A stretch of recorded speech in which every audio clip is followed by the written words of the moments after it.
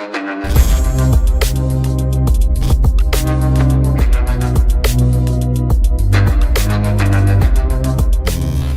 Guys, कैसे हैं आप? उम्मीद करते हैं आप सब खैरियत से होंगे, खुश होंगे और हमारी दुआ है कि हमेशा खुश रहें, हंसते और मुस्कुराते रहें। मेरा नाम है रहमान अनवर और मैं हूं मोहम्मद और मैं मुजफ्फर इकबाल।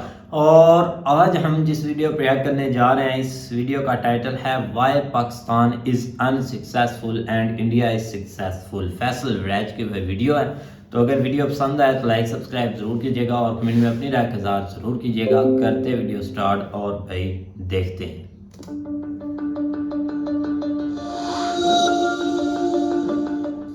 कैसे हैं दोस्तों?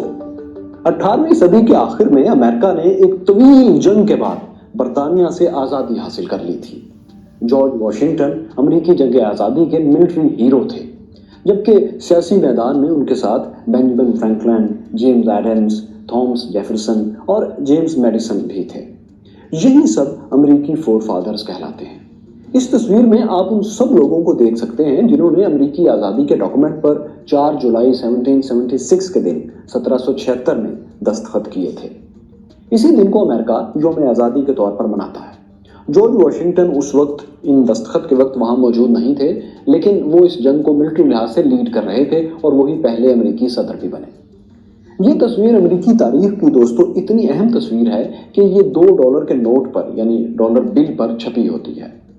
लेकिन दोस्तों, जिस डिक्लेरेशन ऑफ इंडिपेंडेंस पर, आज़ादी के ऐलान पर इन तमाम अमेरिकी फोरफादर्स के दस्तखत थे, इसमें अमेरिका में रहने वालों, अमेरिका में बसने वाले स्याह फाम गुलामों की आज़ादी की तो बात ही नहीं थी। यह सिर्फ सफ़ेद फामों की आज़ादी का डॉक्यूमेंट था। मगर आप देखिए कि जिस शख्स की तस्वीर $5 के नोट पर है, उसने तकरीबन 89 ईयर्स के बाद स्याह फामों की आज़ादी के लिए अपने ही आधे मुल्क से 4 साल की इंतहाई खूनरेज जंग लड़ी। इस मकसद के लिए उस सदर ने अपनी जान तक दे डाली। इस शख्स ने अमेरिका को बदल डाला और गुलामी को खत्म किया। ये अमेरिकी सदर इब्राहिम लिंकन थे। इब्राहिम लिंकन ने जो किया वो अमेरिकी फोरफादर्स के अमल के तो बिल्कुल खिलाफ था। जॉर्ज वॉशिंगटन पहले अमेरिकी सदर, जब उनकी मौत हुई थी तो उनके पास 123 स्लेव्स थे, गुलाम थे। ये उनकी बीवी की मलकियत में फिर आ गए। मतलब उनका अमल गुलामी के हक में था। उन्होंने गुलामी अमलन खत्म नहीं की थी। बाकी अमेरिकी हीरोज का, फोरफादर्स का भी इसी से मिलता जुलता हाल था। इसके बावजूद इब्राहिम लिंकन के गुलामी खत्म करने से किसी अमेरिकी फोरफादर की तौहीन नहीं हुई। अमेरिकी फोरफादर्स अमेरिका के हीरो भी रहे और उनकी गलती दुरुस्त करने वाला इब्राहिम लिंकन भी हीरो ही है। दोस्तों, अपने हीरोज को हीरो मानते हुए उनकी गलतियों को जानना इतना ही जरूरी है जितना कि जिंदा रहना और आगे बढ़ना। इसी तरह दोस्तों, मोहनदास करमचंद गांधी को पूरी दुनिया में एक कदावर लीडर के तौर पर देखा जाता है। इन्हें अदम तशद्दुद का अलमबरदार माना जाता है। उन्होंने हिंदुस्तान की आज़ादी से पहले और बाद में कई इश्यूज पर भूख हड़ताल तक की, इंसानी हकूक के लिए कई बार उन्होंने अपनी जान को खतरे में डाला और खतरनाक जगहों पर गए जहां पर फसादात हो रहे थे। लेकिन एक बार भी उन्होंने हिंदुस्तान में जात पात की सदियों पुरानी गैर इंसानी तकसीम के खिलाफ आवाज नहीं उठाई। आज गांधी की एक जमाना इज्जत करता है, लेकिन इसका ये मतलब हरगिज नहीं कि जात पात के निज़ाम को कायम रखने वाला उनका रवैया तस्लीम कर लिया जाए। यानी गांधी की इज्जत को मलहूज़ खातिर रखते हुए दुनिया भर में उनका कद छोटा नहीं होता, उनकी जिंदगी का नाकदाना जायजा लिया जाता है, भारत में भी और इसके बाहर भी। दोस्तों, ये मुख्तसर तमहीद इसलिए कि हमें पत्थरों की तरह माजी को नहीं पूजना। हमें देखना है कि हमसे क्या गलतियां हुई। अगर हम बानियाने पाकिस्तान की बेमिसाल कुर्बानियों और जद्दोजहद और अच्छे फैसलों का फल आज खा रहे हैं, जो कि खा रहे हैं, तो ये भी उनका और हमारा हक है कि उनकी गलतियों से भी हम सीखें। नए दौर के चैलेंजेस को जीतने के लिए कुछ पुरानी कदीम रवायात को तब्दील करने का वक्त है और कुछ रवायात तब्दील जो नहीं हो पा रही तो उनकी जड़ तक हमें पहुंचना चाहिए। तो दोस्तों, अब आते हैं आज हमारे सख्त मौजू की तरफ कि हमारी बुनियादों में वो कौन से पत्थर रखे हैं जो हमारी सिमत दुरुस्त ही नहीं होने दे रहे। ये आपके सामने दुनिया के पासपोर्ट्स की रैंकिंग की एक साइट है। इसमें आप देखिए कि यूएई और जर्मनी टॉप पर है। अब आप इसमें पाकिस्तान के नक्शे को क्लिक करें और देखें, ये पस्ती का सफर शुरू होता है और बिल्कुल बॉटम में नीचे यहां हम हैं। हमसे नीचे सिर्फ वो 3 मुल्क हैं, अफगानिस्तान, शाम और इराक, जो जंगों और आए रोज के बम धमाकों से तबाह हाल हैं। हम सबसे नीचे बॉटम में क्यों हैं? اس سوال کا جواب جاننا اس لیے بہت ضروری ہے کہ کہیں عمر کا بہترین حصہ گزارنے کے بعد ہماری یہ نسل بھی پچھلی کی طرح یہی نہ سوچ رہی ہو کہ ہاتھ آیا نہیں کچھ رات کی دلدل کے سوا، ہائے کس موڑ پہ خوابوں کے پرستار گرے۔ تو جناب میرے خیال میں اس سوال کا جواب یہ ہے کہ پاکستان کے کچھ مسائل اس وجہ سے بھی پختہ ہو چکے ہیں کہ ان کی بنیاد قیام پاکستان کے وقت ہی رکھ دی گئی تھی۔ پہلی غلطی یہ تھی کہ پاکستان میں حکم کس کا چلے گا، یہ فیصلہ پہلے دن ہی قیام پاکستان کے فوراً بعد متنازع کر دیا گیا تھا، ڈسپیوٹ تھا اس میں۔ پہلے دن ہی اس بات پر اختلاف تھا کہ ریاست کا سربراہ کون ہوگا اور حکومت کو پریکٹیکلی لیڈ کون کرے گا۔ یہ دو مختلف باتیں ہیں دوستو۔ سادگی سے آپ سمجھ لیں یوں کہ جیسے پارلیمانی جمہوریت میں مثلاً پاکستان، بھارت اور برطانیہ میں وزیر اعظم حکومت چلاتا ہے، اسی کا حکم چلتا ہے، وہی چیف ایگزیکٹو ہوتا ہے، جبکہ پریزیڈنٹ، صدر مملکت یا ملکہ اور بادشاہ وغیرہ یہ بڑے عہدے ہونے کے باوجود علامتی سربراہ ہوتے ہیں۔ ان کی عزت اور پروٹوکول سب سے زیادہ ہوتا ہے، لیکن وہ ملک نہیں چلاتے، نہ چلانے کی کوشش کرتے ہیں۔ وہی ملک چلاتا ہے جو چیف ایگزیکٹو کی سیٹ پر ہوتا ہے۔ اس سیٹ پر لازمی وہی بیٹھتا ہے جسے عوام کا سب سے زیادہ اعتماد حاصل ہوتا ہے، جسے لوگوں نے منتخب کیا ہوتا ہے۔ پاکستان کے کیس میں یوں تھا کہ پاکستان بننے سے پہلے اور فوری بعد بھی قائد اعظم محمد علی جناح سے زیادہ مقبول اور عوامی حمایت رکھنے والا تو کوئی نہیں تھا، مگر انہوں نے ملک کے چیف ایگزیکٹو کے بجائے لارڈ ماؤنٹ بیٹن کی جگہ گورنر جنرل کا رسمی عہدہ لے لیا، جبکہ چیف ایگزیکٹو کی جگہ جہاں کام ہونا تھا اس جگہ لیاقت علی خان کو بٹھا دیا، یعنی ان کو وزیر اعظم قرار دیا گیا، ان کو یہ عہدہ دیا گیا۔ اس فیصلے کا نقصان یہ ہوا کہ پہلے دن سے ہی پاکستان میں طاقت کا توازن بگڑ گیا۔ انتظامی عہدہ چیف ایگزیکٹو، وزیر اعظم کا دفتر ایک رسمی اور حکم کی تعمیل کرنے والا دفتر بن گیا، اور ایک رسمی عہدہ گورنر جنرل کا عہدہ طاقت کا مرکز بن گیا، کیونکہ وہاں پر طاقتور شخص بیٹھا تھا، عوام کا اصل نمائندہ بیٹھا تھا۔ بلکہ گورنر جنرل محمد علی جناح بعض اوقات تو یہ کرتے تھے کہ کابینہ کے اجلاس کی صدارت کرنے کے لیے بھی آتے تھے، یا ان کے پاس وزراء کی کیبنٹ چلی جاتی تھی، جبکہ وزیر اعظم لیاقت علی خان بھی موجود ہوتے تھے۔ پاکستان کے آغاز ہی میں اسمبلیاں توڑنے کا اختیار بھی دوستوں گورنر جنرل نے استعمال کیا۔ وہ ایسے کہ خیبر پختونخوا جو آج ہے، اس وقت اسے شمال مغربی سرحدی صوبہ یا صرف سرحد کہا جاتا تھا، NWFP۔ اس کی منتخب اسمبلی قیام پاکستان کے صرف ایک ہفتے بعد 22 اگست 1947 22 اگست 1947 میں توڑ دی گئی، بلکہ سرحد کے وزیر اعلیٰ عبدالجبار خان کو سیاسی اختلافات کے باعث گرفتار کر کے جیل میں ڈال دیا گیا۔ کچھ اسی سے ملتی جلتی صورتحال سندھ اسمبلی کے منتخب وزیر اعلیٰ ایوب کھوڑو کے ساتھ بھی پیش ہے۔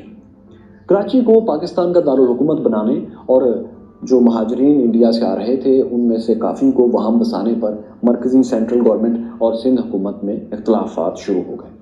وزیر اعظم لیاقت علی خان اور گورنر جنرل محمد علی جناح کا کہنا تھا کہ کراچی کو الگ کر کے پاکستان کا کیپٹل بنایا جانا چاہیے، اور سندھ حکومت کو، صوبائی حکومت کو چاہیے کہ وہ اپنا مرکز حیدرآباد یا کہیں اور شفٹ کر لیں۔ وزیر اعلیٰ سندھ ایوب کھوڑو کراچی کو سندھ سے الگ کرنے کی مخالفت کرتے رہے۔ وہ کہتے تھے کہ کراچی کو سندھ اور مرکز دونوں کا دارالحکومت بنا لیا جانا چاہیے، بجائے اس کے کہ سندھ صوبہ جو ہے یہ اپنا دارالحکومت، اپنا کیپٹل یہاں سے کسی اور جگہ منتقل کرے۔ ہمیں چاہیے کہ ایک ہی شہر کو دونوں کا کیپٹل بنا لے۔ لیکن یہ بات دوستوں وزیر اعظم اور گورنر جنرل محمد علی جناح تسلیم نہیں کر رہے تھے، ان کا یہ موقف۔ معاملہ گرم سے گرم تر ہوتا گیا، سندھ میں احتجاج شروع ہو گئے کہ کراچی کو سندھ سے الگ نہ کیا جائے۔ اس پر دوستوں پھر وزیر اعلیٰ سندھ ایوب کھوڑو کے خلاف سندھ اسمبلی میں عدم اعتماد کی ایک تحریک لائی گئی۔ یہ تحریک مرکز کی ایما پر آئی تھی، یہ تحریک کامیاب نہیں ہوئی۔ سندھ اسمبلی کے زیادہ تر لوگ ایوب کھوڑو کے ساتھ تھے۔ اس پر لیاقت علی خان اور کابینہ کے کچھ لوگوں نے قائد اعظم کو کہا کہ ایوب کھوڑو کو پیغام بھجوایا جائے کہ وہ 6 ماہ کے لیے سیاست سے الگ ہو جائیں تاکہ ہم اس مسئلے کو کسی طرح حل کریں۔ ایوب کھوڑو وزیر اعلیٰ سیاست سے دور ہونے پر تیار نہیں ہوئے، لیکن انہیں جب پتہ لگا کہ قائد اعظم بھی ان کے موقف کی حمایت نہیں کر رہے تو انہوں نے اپنا استعفیٰ قائد اعظم محمد علی جناح کو بھجوا دیا۔ اس سے پہلے کہ ان کا استعفیٰ قائد اعظم محمد علی جناح گورنر جنرل تک پہنچتا، وفاقی حکومت نے انہیں برطرف کر دیا۔ یہ دوستو 26 اپریل 1948 26 اپریل 1948 کی بات ہے۔ یعنی پاکستان کو قائم ہوئے ابھی 8 ماہ اور 9 دن ہوئے تھے کہ 2 وزیر اعلیٰ برطرف ہو چکے تھے، ہٹائے جا چکے تھے، جن میں سے ایک جیل میں تھے اور ایک جانے والے تھے۔ جی ہاں دوستو، وزیر اعلیٰ سندھ ایوب کھوڑو کو برطرف کرنے کے بعد ان پر کرپشن کے بہت سے مقدمات بنائے گئے، ایک کے بعد ایک مقدمہ بنایا جاتا کہ وہ عدالتوں کے چکر ہی لگاتے رہے۔ جب کسی طرح بھی ان کے خلاف کوئی سالڈ مقدمہ نہ بن سکا جس میں سزا ہو سکے تو آخرکار ان پر ایک ٹائپ رائٹر چوری کا الزام لگا کر سزا سنا دی گئی۔ ہندوستان میں وہ صوبہ جس نے سب سے پہلے پاکستان میں شامل ہونے کے حق میں ووٹ دیا تھا، اس کا وزیر اعلیٰ ایک ٹائپ رائٹر کے چوری کے الزام میں 2.5 سال جیل میں رہا۔ اب دیکھیں کہ یہ سب وزیر اعظم اور گورنر جنرل کی مرضی اور ان کے سامنے ہو رہا تھا۔ قداور لیڈرز ہٹتے ہی ان کی جگہ اب لینے کے لیے بونے آ گئے۔ یہی ہو رہا تھا دوستو، کیونکہ اب یہاں سے عوامی منصب پر ایسے لوگوں نے آنا شروع کیا جو طاقت کی ہر بات تسلیم کرنے کے لیے تیار بیٹھے تھے۔ پیر الہی بخش جو ایوب کھوڑوں کے بعد وزیر اعلیٰ بنے، انہوں نے کرسی سنبھالتے ہی تقاضا کیا کہ قائد اعظم محمد علی جناح کا نام نماز جمعہ کے خطبوں میں لیا جانا چاہیے، جیسے خلافت اسلامی میں خلیفہ کا نام لیا جاتا تھا اس طرح۔ اس بات کی مرکزی حکومت یا قائد اعظم محمد علی جناح نے تائید تو نہیں کی، لیکن آپ یہ دیکھیں کہ جب فیصلے زور زبردستی سے مسلط کیے جائیں تو پھر قدرتی لیڈرشپ کی جگہ خوش آمدی لیڈرشپ ہی اس کی جگہ آ جاتی ہے۔ یہی پاکستان میں قیام پاکستان کے پہلے سال ہونا شروع ہو گیا تھا۔ آپ صرف ان 2 مثالوں سے یہ جان سکتے ہیں کہ کیسے پاکستان کی بنیادوں میں یہ باتیں شامل ہیں کہ منتخب اداروں سے زیادہ کوئی اور عہدہ یا ادارہ طاقتور ہے جو کوئی بھی فیصلہ ایک منتخب پارلیمنٹ کے خلاف یا منتخب چیف ایگزیکٹو کے مقابلے میں لے سکتا ہے۔ یہ چلن آج تک جاری ہے۔ ویسے دوستو کمپیریزن کے لیے، تقابل کے لیے یہاں یہ دیکھنا ضروری ہے کہ جب پاکستان بنتے ہی ہمارے ہاں یہ سب ہو رہا تھا تو بھارت میں کیا چلن تھا۔ بھارت میں یہ ہوا کہ جواہر لال نہرو نے فیصلہ ساز عہدہ یعنی چیف ایگزیکٹو کا منصب خود سنبھالا۔ وہ گورنر جنرل نہیں بنے بلکہ وہ وزیر اعظم بنے اور گورنر جنرل کا رسمی عہدہ لارڈ ماؤنٹ بیٹن کے پاس ہی رہنے دیا گیا۔ 26 جنوری کو جب بھارتی آئین نافذ ہوا تو بھارت میں پریزیڈنٹ کا عہدہ تخلیق کر کے گورنر جنرل کو رخصت کر دیا گیا، وہ پوسٹ ہی ختم ہو گئی۔ اس دوران بھارت میں کسی صوبے کی منتخب اسمبلی نہیں توڑی گئی اور کسی صوبے کے چیف ایگزیکٹو کو گھر نہیں بھیجا گیا، حالانکہ بھارتی گورنر جنرل کے پاس بھی وہی اختیارات تھے جو پاکستانی گورنر جنرل کے پاس تھے۔ تو خیر، لارڈ ماؤنٹ بیٹن کے بعد بھارت میں صدر کے عہدے پر راجندرا پرساد فائز ہوئے۔ وہ تقریباً 12 سال 12 ایئرز تک صدر رہے۔ بطور ریاستی سربراہ ایک علامتی عہدہ تھا بس، لیکن انتظامی عہدہ یعنی چیف ایگزیکٹو وزیر اعظم کے عہدے پر بدستور جواہر لال نہرو ہی رہے اور آئندہ 3 الیکشنز میں بھی وہ منتخب ہو کر وزیر اعظم چیف ایگزیکٹو آف انڈیا بنتے رہے۔ مطلب بھارت میں جو سیاسی روایات آپ کو آج مضبوط نظر آتی ہیں ہماری نسبت، ان کی بنیاد پہلے دن ہی رکھی گئی تھی، اور ہمارے ہاں جو سیاسی تسلسل بار بار ٹوٹتا ہے اس کی بنیاد بھی تقسیم برصغیر کے فوری بعد رکھ دی گئی تھی۔ اب یہ معاملہ اس وقت تک دوستوں واپس نہیں آئے گا جب تک سیاسی لیڈرز ہر ایک معاملے کو پارلیمنٹ میں لانا شروع نہیں کر دیتے، دستور سے وہ تمام راستے ختم نہیں کر دیتے جن سے غیر سیاسی طاقتوں کو موقع ملتا ہے۔ اچھا، اب آتے ہیں دوسری غلطی کی طرف کہ ہم ملک چلانے کا نظام وضع کیوں نہیں کر پائے۔ انگریز نے ہندوستان چھوڑنے کا دوستوں فیصلہ کر لیا تو آل انڈیا مسلم لیگ نے اپنے آئین پر، کانسٹیٹیوشن پر کام شروع کر دیا۔ جنوری 1947 کو انڈین نیشنل کانگریس نے آئین کا بنیادی ڈھانچہ، ایک آبجیکٹو ریزولوشن پاس کیا جس میں واضح طور پر لکھا کہ بھارتی آئین کیسا ہوگا، اس کے خط و خال کیا ہوں گے، بھارت کو کس طرح چلایا جائے گا، یہ بھی اس میں درج تھا۔ اس کے علاوہ کانگریس لیڈر جواہر لال نہرو کی درجنوں تحریریں اور کئی کتابیں اس بات کی گواہ تھیں کہ وہ ایک سیکولر انسان ہیں اور ایک سیکولر بھارت چاہتے ہیں، یا جیسا بھی وہ چاہتے ہیں انہوں نے لکھ دیا تھا۔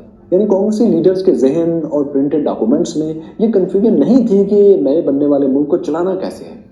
اس کے مقابلے میں مسلم لیگ نے الگ وطن کا مطالبہ کرنے کے باوجود برس تک ایسا کوئی ڈاکومنٹ تیار نہیں کیا جس میں کلیئرٹی کے ساتھ اہم پالیسیز لکھ دی جائیں۔ اب ایسا نہیں دوستوں کہ مسلم لیگ یا اس کے لیڈرز کو اس بات کا اندازہ نہیں تھا کہ پالیسی ڈاکومنٹس کتنے اہم ہوتے ہیں، وہ بہت اچھے سے یہ بات جانتے تھے۔ آپ دیکھیے کہ 1928 میں 1928 میں جب سندھ کو بمبئی سے الگ کرنے کی بات ہوئی تو مسلم لیگ نے باقاعدہ تحریری ڈاکومنٹ میں 14 نکات پیش کیے۔ اسے قائد اعظم کے 14 نکات کے نام سے آج بھی کتابوں میں پڑھایا جاتا ہے ہماری کورسز کی۔ اسی طرح جب انگریزوں سے آزادی لینے کی تحریک ہندوستان میں شروع ہوئی تو 23 مارچ 1940 میں مسلم لیگ نے منٹو پارک میں، جہاں آج مینار پاکستان ہے لاہور میں، یہاں قرارداد لاہور پیش کی تھی۔ یہ ایک ڈاکومنٹ تھا جس میں واضح کیا گیا کہ مسلم لیگ مسلمانوں کے لیے ہندوستان کے کن علاقوں میں آزاد ریاست اور یا ریاستیں چاہتی ہے۔ پھر قائد اعظم سمیت مسلم لیگ کے بہت سے اراکین جو تھے وہ پارلیمنٹ کے رکن تھے اور وہ قانون سازی کے لیے ڈاکومنٹس تیار کرتے تھے۔ دوستو یہ سب بتانے کا مقصد یہ ہے کہ آزاد ملک کے مطالبے کے ساتھ کسی نامعلوم وجہ کے باعث مسلم لیگ نے ملک چلانا کیسے ہے اس کا کوئی ڈھانچہ، کوئی ڈاکومنٹ تیار ہی نہیں کیا تھا۔ ایسا ڈھانچہ کہ جسے کل کو کوئی اختلاف ہو، کسی کی ناگہانی موت ہو جائے یا کوئی تنازع کھڑا ہو جائے تو اس صورت میں سامنے لایا جا سکے کہ دیکھیے یہ فور فادرز طے کر کے گئے۔ یہ بات اس لیے بہت ہی ضروری تھی دوستوں کہ کالونیل دور کے خاتمے کے بعد جیسے جیسے ملک آزاد ہو رہے تھے، بہت سے ملک آزاد ہو رہے تھے، ان میں بنیادی سوال ہی نظام کا تھا۔ ہر طرف یہ بحث جاری تھی کہ اس ملک کا نظام کیا ہوگا، سوشلسٹ ہوگا، مذہبی بنیادوں پر ہوگا، سرمایہ دارانہ ہوگا، یا ریاست یہ ریپبلک ہوگی، پیپلز ریپبلک ہوگی، یا مونارکی ہوگی، بادشاہ چلے گی، کیا ہوگا۔ پھر ہندوستان کے ضمن میں یہ زیادہ اہم اس لیے تھا کہ اسے کالونیل اثرات سے پاک کرنا تھا۔ سامراج کے جو اثرات تھے یہاں پر غلامی کے، اس سے بھی نئے بننے والے ریاستیں اور ملک جو تھا، جو بھی بننا تھا اس تقسیم کے بعد، اس کو اس وقت تو نہیں پتا تھا نا کہ کیا شکل ہوگی آزادی کی، تو اس کو کالونیل اثرات سے پاک کیسے کرنا ہے، اس کے لیے ڈاکومنٹیشن بہت ضروری تھی کہ کس کا کیا پلان ہے۔ کانگریس کا کیا پلان ہے جو کہ اس نے پیش کر دیا، مسلم لیگ کا کیا پلان ہے جو کہ نہیں تھا۔ اور یہ اس لیے ضروری تھا کہ کیسے ایک صدی سے زائد کی غلامی سے جب ایک ملک نکلے گا تو وہ اپنے پاؤں پہ کیسے کھڑا ہوگا۔ یہ بہت اہم معاملہ تھا۔ اس عالمی انٹرنیشنل سوال پر، اس کمرے میں کھڑے ہوئے ہاتھی پر مسلم لیگ نے کوئی متفقہ تحریر تیار نہیں کی۔ جب کوئی صحافی مسلم لیگ کے لیڈر سے اس اہم سوال کے بارے میں پوچھتا تھا اور مسلم لیگ کے بڑوں سے، تو وقتی طور پر اس صحافی کو کبھی کچھ جواب دے دیا جاتا تھا۔ کبھی کہا جاتا کہ اسلام ہی ہمارا دستور ہے، کبھی کہا جاتا کہ جب ہم جمہوریت اپنائیں گے، کبھی کہا جاتا کہ اقلیتوں کو سب کو برابر کے حقوق ملیں گے، کبھی یہ بات کہہ دی جاتی کہ کوئی اقلیت نہیں ہوگی، ہندو، مسلم، سکھ، پارسی، کوئی الگ الگ نہیں ہوگا، ریاست کی نظر میں سب برابر ہوں گے، سب پاکستانی ہی ہوں گے، سب اپنی اپنی مذہبی رسومات میں بھی آزاد ہوں گے، اسٹیٹ کا ایسے کوئی لینا دینا نہیں۔ اب دوستو یہ آخری جملوں کا مطلب تو یہ تھا کہ ایک سیکولر اسٹیٹ ہوگی، اور پہلے جملوں کا مطلب یہ تھا کہ یہ ایک ٹلس ٹوورڈ ریلیجن، ایک مذہبی ٹائپ ملک ہوگا۔ بات یہ کہ سوال پوچھنے پر مناسب بات کر دی جاتی تھی، مگر 14 نکات کی طرح، کانگریس کے آبجیکٹو ریزولوشن کی طرح، قرارداد لاہور کی طرح، نئے ملک کے نام کو جس طرح کوئن کیا گیا، اس کے لیے ڈاکومنٹ تیار کیے گئے، اس کی طرح سب سے اہم سوال کا جواب کے لیے کوئی ڈاکومنٹ مسلم لیگ نے تیار نہیں کیا۔ یہی وجہ ہے کہ ہم میں سے کوئی قائد اعظم کی تقریر کا ایک حصہ پیش کر دیتا ہے تو اس کے مقابلے میں دوسرا شخص کوئی اور حوالہ پیش کر دیتا ہے۔ تو خیر دوستو، اسی کشمکش میں پاکستان بن گیا۔ لیکن آپ دیکھیے کہ پاکستان بننے کے فوری بعد بھی اس مسئلے کو حل کرنے کی طرف کوئی سنجیدہ اور تیز رفتار کوشش آپ کو دکھائی نہیں دے گی۔ پہلی اسمبلی لیاقت علی خان کو وزیر اعظم بنانے میں تو کامیاب رہی، لیکن دستور کو جلدی نہ بنا سکی۔ بھارت سے کشمیر پر جنگ کرنے میں اور ایک کے بعد ایک وزیر اعظم کو گرانے میں، اسمبلیاں توڑنے میں، وزیر اعلیٰ کو گرفتار کرنے میں، جو کہ زیادہ مشکل کام تھے، ہم جلدی متحرک بھی رہے۔ لیکن اس سے کہیں اہم اور نسبتاً آسان کام یعنی آئین بنانے میں مسلسل تاخیر کرتے رہے، ڈیلے کرتے رہے۔ مطلب اتنی تاخیر کی گئی کہ جب ایک متفقہ آئین ہم بنانے میں کامیاب ہوئے تو یہ وہ وقت تھا کہ 26 سال گزر چکے تھے اور آدھا ملک ٹوٹ چکا تھا۔ اب کہنے کو تو دوستو 1954 میں 1954 میں بھی ایک آئین بنا تھا، لیکن نافذ نہیں ہو سکا۔ گورنر جنرل غلام محمد نے 24 اکتوبر کو وزیر اعظم محمد علی بوگرا کی یہ دستور ساز اسمبلی ہی فارغ کر دی جس نے آئین بنایا تھا۔ 2 سال بعد پھر 1956 میں 1956 میں آئین مکمل ہوا تو 58 میں 58 میں صدر اسکندر مرزا اور army chief general Ayub Khan نے ایک بار پھر اسے لپیٹ کر کوڑے دان میں پھینک دیا۔ انہوں نے پوری اسمبلی ہی کو رخصت کر دیا۔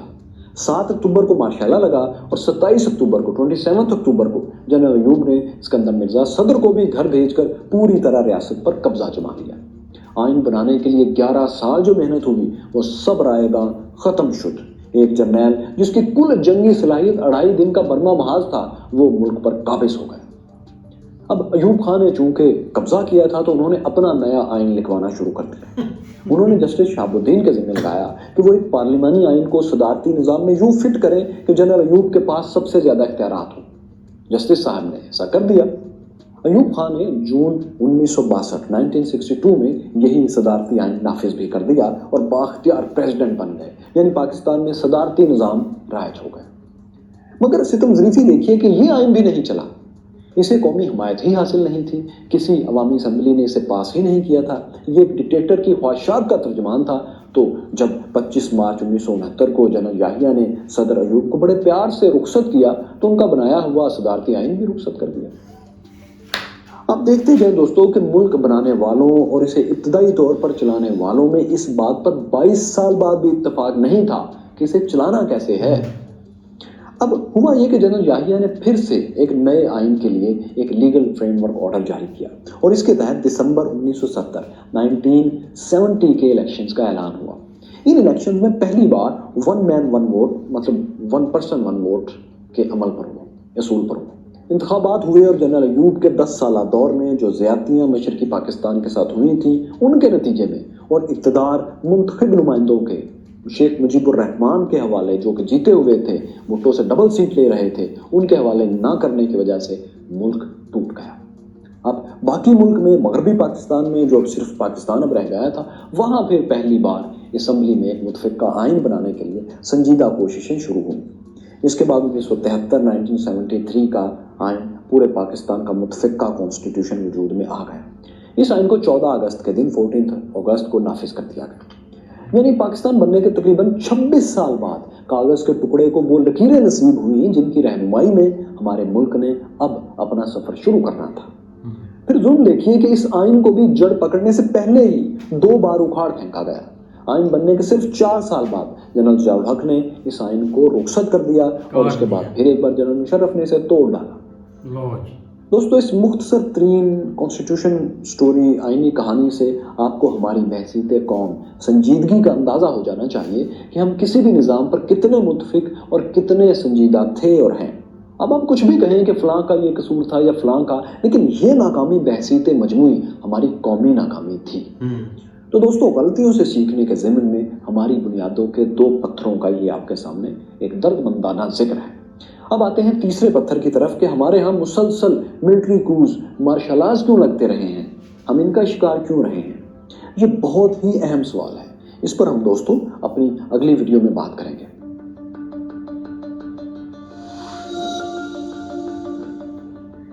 ایک Indian lieutenant general S D Verma لکھتے ہیں کہ 1960 میں انہیں جب اپنے قریبی دوست، اپنے ساتھی آرمی چیف جنرل تھیمایا سے کوئی فرینک گپ شپ کرنا ہوتی تھی تو مجبوراً انہیں ناگن جھیل کے وسط میں کشتی پر جا کر وہ باتیں کرنا پڑتی تھی، کیونکہ انہیں یقین تھا کہ وزیر اعظم کے ماتحت انٹیلیجنس بیورو IB ان کی گفتگو ٹیپ کر رہی ہے۔ مائی کیورس فیلوز، یہ چھوٹا سا واقعہ ٹپ آف دا آئس برگ ہے۔ یہ اس سوال کا جواب ہے کہ ہندوستان کی آزادی کے بعد سے اب تک پاکستان، برما اور بنگلہ دیش میں مارشل آرٹس لگتے رہے، کو ہوئے، لیکن درمیان میں سب سے بڑے ملک بھارت میں کبھی کوئی مارشل آرٹ نہیں لگا۔ کیوں؟ یہاں تک کہ دوستو سری لنکا میں بھی 1966 میں 1966 میں ایک مارشل آرٹ کی کوشش ہوئی تھی جسے ناکام بنا دیا گیا اور مبینہ طور پر جو جنرل اس کی کوشش کر رہے تھے ان کو ساتھیوں سمیت جنرل رچرڈ کو گرفتار کر لیا گیا۔ تو خیر دوستو، ہمارا $1 ملین سوال یہ کہ پاکستان میں مارشل آرٹس لگے جبکہ اسی وقت ساتھ ہی آزاد ہونے والے انڈیا میں کبھی کوئی مارشل آرٹ نہیں لگا، بلکہ مارشل آرٹ کی کوشش تک نہیں ہوئی، اس کا جواب ہم تلاش کریں گے۔ بات یوں ہے کہ جب ہندوستان انگریزوں کی کالونی تھی تو یہاں انہیں ایک امپیریل فوج چاہیے تھی، ایک شاہی فوج چاہیے تھی، انہیں پیپلز آرمی نہیں چاہیے تھی، بلکہ برٹش کالونی کی حفاظت کرنے والی ایسی فوج کی انہیں ضرورت تھی جس کی وفاداریاں کالونیل ماسٹرز یعنی برٹش امپائر کے ساتھ ہوں۔ اس لیے انگریز اس بات کا خاص خیال رکھتے تھے کہ برٹش انڈین آرمی کے لیے سولجرز اور افسران کس علاقے سے آنے چاہیے، وہ مخصوص علاقے تھے۔ انہوں نے ہندوستان کے علاقوں کو دراصل مارشل ریس اور نان مارشل ریسز میں تقسیم کر رکھا تھا۔ مارشل ریسز میں سکھ، مسلم پنجابی، ہندو جاٹ، ڈوگراز، گورکھاز، گھروالز، پٹھان اور افریدی شامل تھے۔ انگریز انہی میں سے بھرتیاں کرتے تھے۔ یہی وجہ ہے کہ ہندوستان کی جو برٹش آرمی تھی اس کا بہت بڑا حصہ پنجاب کے پٹوہار کے علاقوں سے اور شمالی علاقوں اور نیپال کے گورکھاؤں سے پر ہوتا تھا۔ باقی پورے ہندوستان سے برٹش آرمی کی نمائندگی نہ ہونے کے برابر ہوتی تھی۔ ایسا انگریز جان بوجھ کر کرتے تھے، وہ اس لیے کہ اس طرح جو فوج بھرتی ہوتی تھی وہ اپنے ہم وطنوں کی فیلو فیلنگ سے کافی حد تک محروم ہوتی تھی، اور اسی وجہ سے اگر کبھی گولی چلانے کا وقت آ جائے انگریز یہ سوچتے تھے تو اس فوج کو مشکل پیش نہ آئے اپنے ہم وطنوں پر ہی گولی چلانے کے، کیونکہ یہ تو ایک خاص جگہ سے، چند ایک خاص جگہ سے آئی ہوگی، پورے ملک سے تو ان کی نمائندگی نہیں ہوگی۔ تو فوج الگ پھر ایک فیملی کی طرح، ایک کلٹ کی طرح پرورش پا جائے گی اور ملک سے الگ پروان چڑھے گی، یہ برٹش چاہتے تھے۔ یعنی برٹش تقسیم کرو اور حکومت کرو کا فارمولہ ہر جگہ اپلائی کرتے تھے اور اسی طرح وہ حکومت کرتے تھے۔ تو انگریزوں نے ہندوستان میں جو ان کی سب سے بڑی کالونی تھی اس میں بھی یہی اصول رائج رکھا تھا۔ ویسے باقی جگہوں پر بھی انگریزوں نے ان بیلنسڈ، غیر متوازن فوجیں ہی اسی مقصد کے لیے بھرتی کی تھی۔ جیسے برٹش کالونیز ٹوگو، گھانا اور نائجیریا میں فوج کا بڑا حصہ وہ شمالی علاقوں سے لیا کرتے تھے، وہاں سے بھرتی کرتے تھے۔ اسی طرح عراق میں شیعہ بہت بڑی میجورٹی تھی، لیکن ملٹری میں زیادہ سنی مسلک کے لوگ ہوتے تھے، کیونکہ تھوڑے لوگوں سے زیادہ لوگوں کو انہوں نے کنٹرول کرنا تھا۔ تقسیم کرو اور حکومت کرو، یہ ان کا فارمولا تھا۔ تو ہوا یہ کہ 1946 میں 1946 میں برٹش انڈیا کے الیکشنز کے بعد جواہر لال نہرو مشترکہ ہندوستان کی حکومت کے سربراہ بنے۔ انہیں وائسرائے کی ایگزیکٹو کونسل کا وائس پریزیڈنٹ بنایا گیا۔ یہ عہدہ اختیارات میں وزیر اعظم کے برابر تھا، اس لحاظ سے پنڈت نہرو کو متحدہ ہندوستان کا وزیر اعظم کہا جاتا ہے۔ یہ عہدہ سنبھالنے کے بعد انہوں نے 12 ستمبر کو برٹش آرمی کے کمانڈر ان چیف اور ڈیفنس سیکرٹری کو ایک خط لکھا۔ یہ ایک ڈیٹیلڈ لیٹر تھا، ایک تفصیلی خط تھا جس میں انڈین آرمی کو بڑے پیمانے پر ریفارمز کرنے کے لیے کہا گیا تھا۔ وہ جو نئے اقدامات کرنے کے لیے جواہر لال نہرو کہہ رہے تھے، وہ برٹش انڈین آفیشلز کے مطابق برٹش آرمی کو بالکل ہی بدل دینے والی بات تھی۔ پنڈت نہرو کو جواب میں یہی کہا گیا کہ جو آپ مانگ رہے ہیں اس سے تو فوج کا پورا سٹرکچر ہی بدل جائے گا۔ تو نہرو تو یہی چاہتے تھے، اسی لیے خط لکھا تھا انہوں نے۔ وہ اس بات پر مسلسل زور دیتے رہے اور کہتے رہے کہ اگر انڈین ڈیموکریسی کو بچانا ہے تو یہ ریفارمز تو کرنی پڑے گی۔ اسی لیے تقسیم ہندوستان کے بعد انہوں نے یہ ساری ریفارمز کی۔ وہ بہت اہم ریفارمز تھی جو انہوں نے کی۔ مثال کے طور پر اس میں آپ کو جواب ملے گا کہ انڈیا میں کیوں کوز نہیں ہوتے اور ہمارے ہاں بنگلہ دیش اور برما میں کیوں ہوتے ہیں۔ ریفارم جو کی وہ کچھ اس طرح تھی، مثال کے طور پر جیسے آرمی چیف کو گورنر جنرل کی کابینہ سے باہر کر کے سیکرٹری وزارت دفاع کے انڈر انہوں نے کیا۔ حالانکہ تقسیم سے پہلے آرمی چیف گورنر جنرل کے بعد سب سے اہم عہدہ ہوتا تھا اور وہ ایگزیکٹو کونسل میں بیٹھا کرتے تھے army chief, commander in chief. Jawahar Lal Nehru نے یہ سلسلہ ختم کروا دیا۔ پھر 1 فروری 1949 کو ایک حکم کے ذریعے مارشل ریسز کو ختم کرنے اور پورے ملک سے برابر بھرتیاں کرنے کا فیصلہ کیا گیا اور اس کا اعلان کیا گیا۔ پھر فوجیوں کی ملٹری کی تنخواہوں میں بھی کٹس لگے، باقی سرکاری ملازموں کے مقابلے پہ ان کو لے کے آئے، بلکہ کئی جگہوں پر اسے کم لے کے گئے، اسے نیچے لے کر گئے، تاکہ ان کا جو سٹیٹس ہے اس کو ذرا نیچے کیا جائے، ہر شخص فوج کی جاب کو بڑا گلیمرائز کر کے نہ دیکھے۔ پھر ملٹری کو انہوں نے 4 کمانڈز میں، آرمی کو 4 کمانڈز میں تقسیم کیا، جیسا کہ پہلے بھی تھی، لیکن اب تقسیم ہندوستان کے بعد نئی فوج کے زونز یا کمانڈز دوبارہ ترتیب دیے گئے۔ ہر کمانڈ کا ایک کمانڈر تھا، وزارت دفاع انہیں ترقی دیتی تھی، تعیناتی کرتی تھی۔ ویسے اب انڈیا میں 7 کمانڈز اور 7 کمانڈرز ہیں، ان میں سے ایک ایجوکیشنل ہے، ٹریننگ ہے۔ تو یہ سب آرمی کمانڈرز جو ہیں یہ لیفٹیننٹ جنرل ہوتے ہیں اور انہیں کمانڈنگ ان چیفز کہا جاتا ہے۔ یہ سب آرمی چیف کے برابر ہوتے ہیں، ایکول ہوتے ہیں، اس سے نیچے نہیں ہوتے۔ آرمی چیف بھی انہی میں فرسٹ امنگ ایکولز ہوتا ہے، یعنی جیسے ہمارے ہاں ججز میں ہوتا ہے۔ تو آرمی چیف کو کسی ایکشن کے لیے آرمی کمانڈرز کو، ان کمانڈرز کو جو کمانڈ کے ہیڈ ہوتے ہیں، ان کو قائل کرنا ہوتا ہے، ان کے اوپر حکم نہیں چلانا ہوتا۔ آرمی چیف ان کے ساتھ مشاورت سے پھر فیصلے کرتا ہے۔ یہ کمانڈنگ چیفز براہ راست وزارت دفاع کے سیکرٹری سے رابطے میں ہوتے ہیں۔ وزیر دفاع سے ملنے کے لیے بھی انہیں سیکرٹری ڈیفنس سے وقت لینا ہوتا ہے۔ ان کی ترقیاں، ان کی پینشنز اور مالی معاملات بھی یہی وزارت دفاع کا محکمہ ہی دیکھتا ہے۔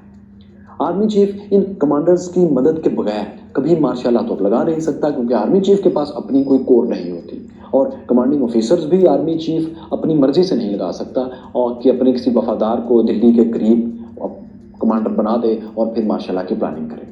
پھر انڈیا نے جو ریفارمز کی ان میں آئی بی کا ایک محکمہ بنایا، جو آپ کے ویڈیو کے شروع میں آپ نے واقعہ سنا، اور اس کے ذمہ یہ کام لگایا کہ وہ فوج کے اندر کی جاسوسی کرے گا۔ یہ محکمہ وہ خبر رکھے گا کہ اہم افسران اور کچھ ریٹائرڈ فوجی افسران کن سرگرمیوں میں ملوث ہیں، کیا کر رہے ہیں، اور آئی بی یہ جو ہوگی یہ وزیر اعظم کو رپورٹ کرے گی، کرتی ہے۔ پھر یہ کہ یعنی ایک اور اہم کام یہ انڈیا میں کیا کو سے بچنے کے لیے کہ انڈیا کا سب سے اہم خفیہ ادارہ جو ہے، اس کا سربراہ وزیر اعظم لگاتا ہے، اور اس طرح لگاتا ہے کہ وہ اس کا سربراہ کا بھارتی فوج سے آنا ضروری نہیں۔ پاکستان میں تو فوج ہی فیصلہ کر کے آرمی کے کمانڈرز اور کور کمانڈرز اور خفیہ ایجنسی ISI کے چیفز کے نام دیتی ہے۔ زیادہ تر انہی کی مرضی کے جو نام ہوتے ہیں انہی میں سے کسی کو لگایا جاتا ہے۔ اگر نہ بھی لگے تو ان کے نیچے کا سارا عملہ جو ہے وہ ملٹری ہی سے آتا ہے، اور جو آرمی چیف کو پھر جواب دہ ہوتا ہے، جبکہ بھارت میں ایسا نہیں ہے۔ آج بھی کا چیف ایک بیوروکریٹ سمنت کمار گوئل ہے۔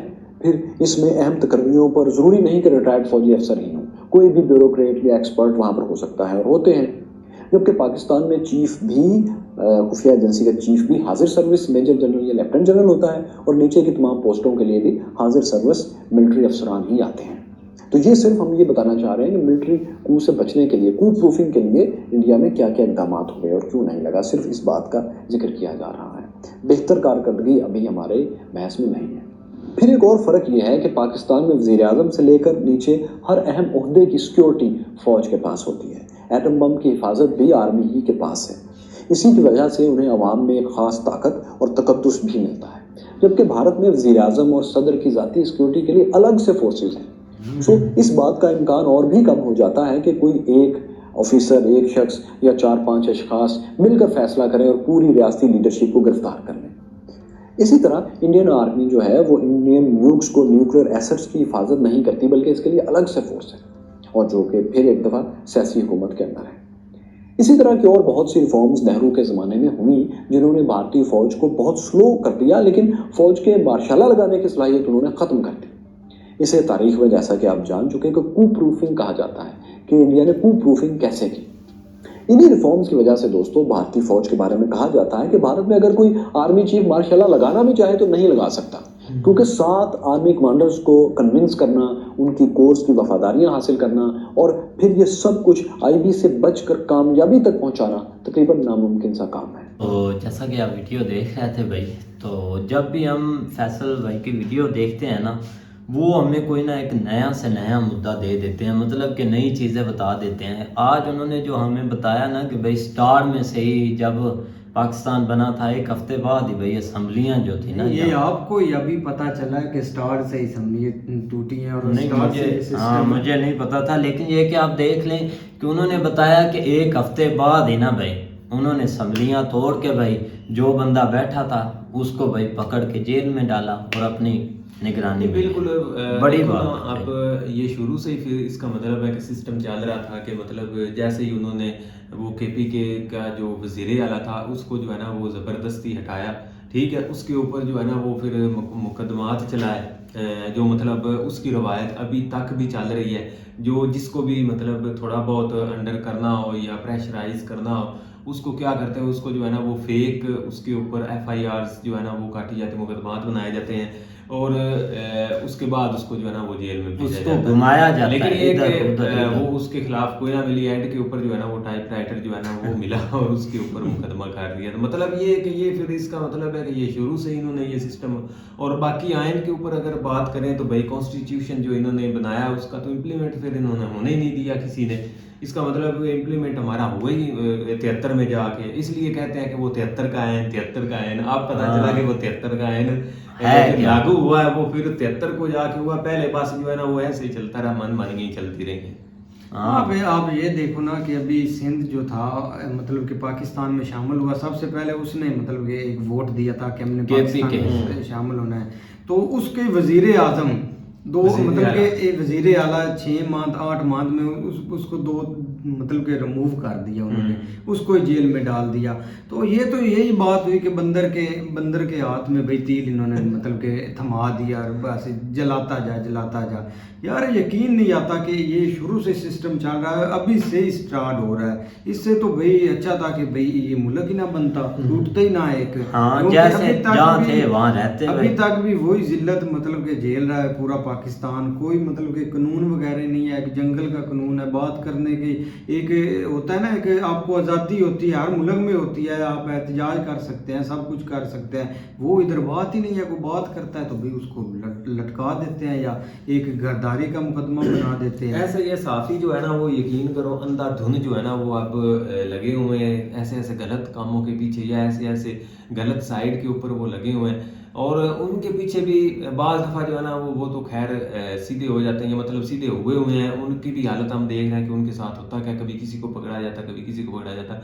लेकिन जो उनकी साइड के ऊपर है वो बेचारों की मजबूरी है, उनको पता है कि अगर हम इस साइड के ऊपर गए हुए तो हम गए, ठीक है। तो ये चीज़ है।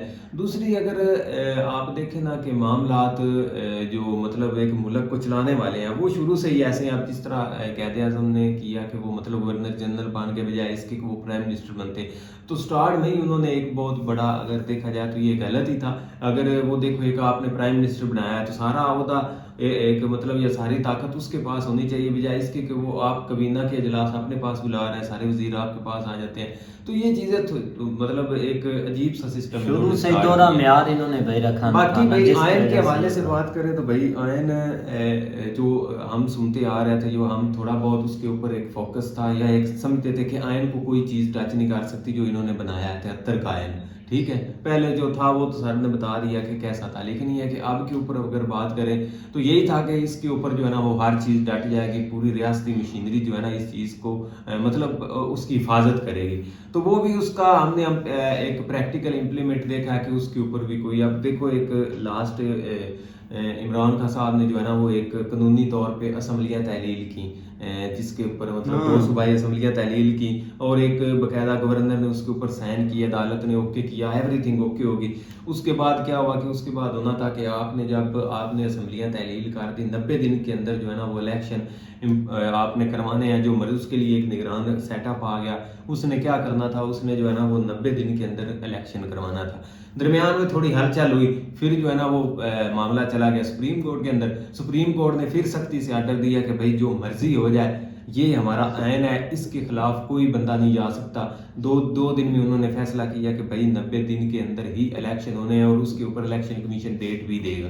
الیکشن کمیشن نے کیا کیا، الیکشن کمیشن نے 30 اپریل کی جو ہے نا وہ ڈیٹ دے دی کہ 30 اپریل کو 2 صوبائی اسمبلیوں کے الیکشن ہوں. لوگوں نے کاغذات جمع کروانے شروع کر دیے، جو بھی ایم پی اے وغیرہ ہوں گے انہوں نے سب نے جو ہے نا وہ کاغذات دینے شروع کر دیا. ہر چیز جو ہے نا وہ سیٹ ہو گئی. اب ایک دم کیا ہوا کہ ایک دم ایک الیکشن کمیشن کا اجلاس ہوتا ہے، باہر سے جو ہے نا وہ ایک اسمبلی میں اجلاس ہوتا ہے، اس میں فیصلہ یہ ہوتا ہے کہ بھائی ہم نے الیکشن نہیں کروانا. جو ہوتا ہے آپ سے بھائی جو جس سے ہوتا ہے کار لو.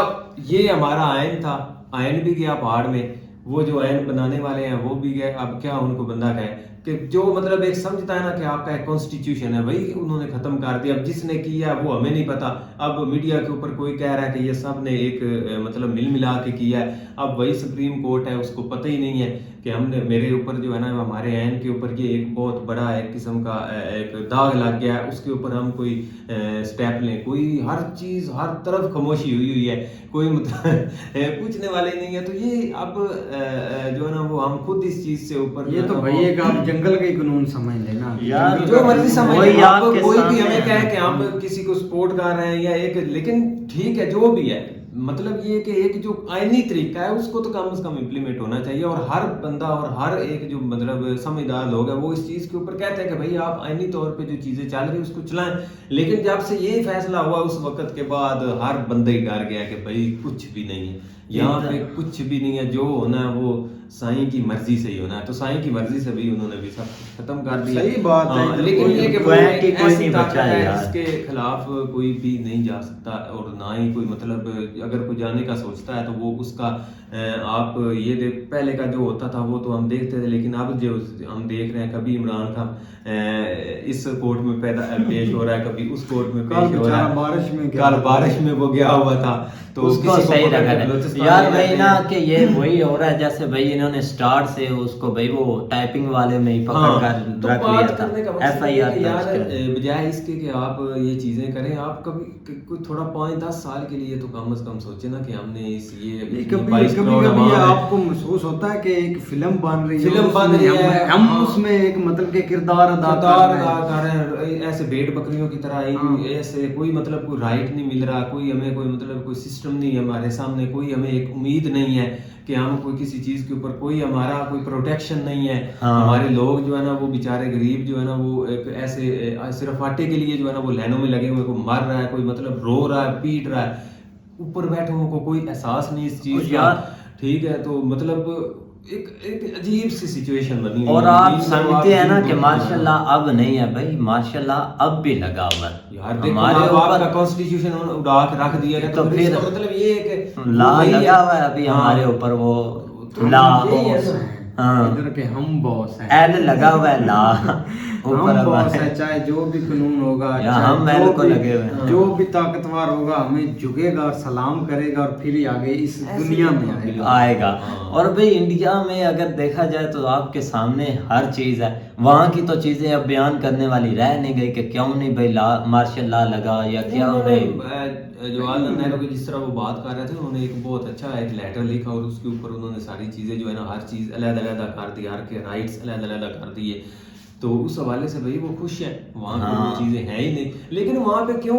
क्योंकि वहाँ पे हवस नहीं है, पैसे की हवस नहीं है, लोग इस हद तक जो है ना वो पागल नहीं है कि हम जो है ना वो एक कमरे भर लें, अपने अपने बैंक भर लें, वो चीज़ नहीं है। हमारे यहाँ भी लास्ट जो है ना वो जो गए हैं माशाल्लाह, वो 12 अरब जो है ना वो जो ज़ाहिर हुए हैं वो है, बाकी पता नहीं जो जिसको पता ही नहीं है, वो जो खुफिया ये रखते हैं उसका तो हिसाब किताब भी नहीं किसी को पता। फिर ये है कि वो यहाँ पे रहता भी कोई नहीं है, अपनी चास हमारी जाके कोई दुबई बैठ गया, कोई इंग्लैंड बैठ गया, कोई टापू खरीद लिया, कोई ऑस्ट्रेलिया में टापू खरीद लिया, कोई बेल्जियम चला, मतलब अब क्या करें यार। और ये अवाम अभी भी उनको मतलब उनके एक जो बेटे होते हैं उनको फॉलो करते हैं इंस्टाग्राम पर। वो कभी किसी मतलब के एक होटल की तस्वीर लगा देता है इंस्टाग्राम पर, ये अभी भी नीचे लिखते हैं वाओ नाइस, ये हमारे मतलब के लफ्ज़ एक ही लिखना आता है, नाइस नाइस। और आप तो काफी इंजॉय कर रहे हैं, आप हमारे मतलब के सच्चे भक्त भी हैं कि इधर आपने हमारे देश के लिए कुर्बानियां दी। और ऐसे इमोशनल लोग अभी भी इधर पाए जाते हैं जिनके अंदर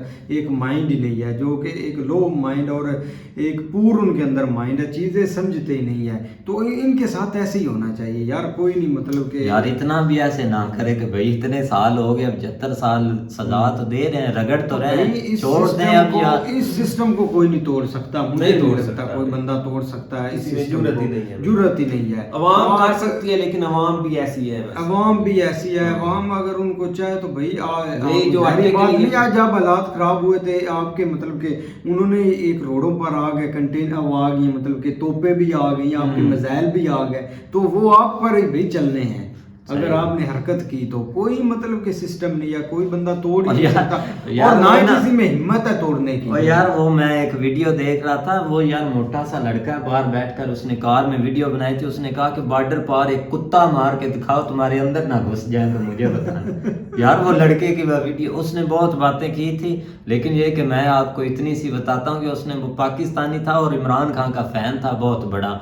तो इमरान खान के पीछे थे भाई सारे उस रात 18 की रात को भाई उसने वीडियो बनाई कि बॉर्डर पार एक कुत्ता मार के दिखाओ तुम्हारे अंदर ना घुस जाए तो मुझे आकर पकड़ लेना। इतनी बहुत है फ्री आप भाई यार।